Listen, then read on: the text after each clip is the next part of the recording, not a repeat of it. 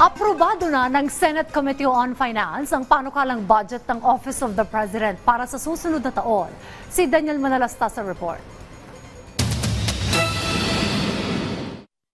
Mabilis na lumusod sa Senate Committee on Finance ang panukalang budget ng Office of the President para sa susunod na taon. Higit 10 billion pesos ang panukala. Personal na humarap sa mga senador si Executive Secretary Lucas Bersamin. Ayon kay Bersamin, pinahahalagahan ng Pangulong Ferdinand R. Marcos Jr. ang kooperasyon sa pagitan ng dalawang branch ng gobyerno. While this amount is 1.88% lower than the budget of the Office of the President in fiscal year 2024 and represents a mere 1/9 of 1% of the proposed total national budget for fiscal year 2025, we believe that the amount will be enough for the President to meet the exacting demands of being the head of state and of government.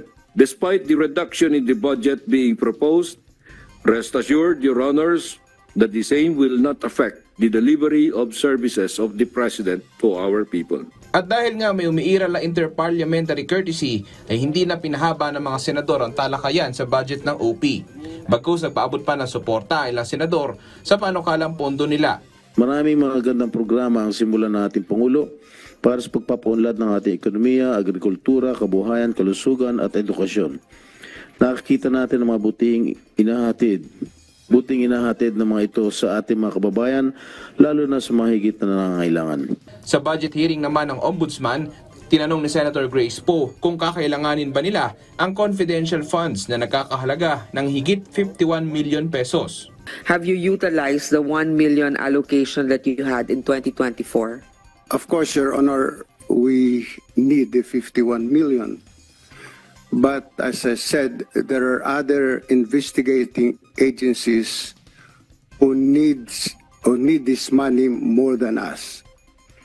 If you can give us the same amount that you gave us last year for 2024, the 1 million, that would be very sufficient for us, Your Honor. Bukod sa budget ng Office of the President at Ombudsman, lusot na rin sa committee level ang budget ng Commission on Audit.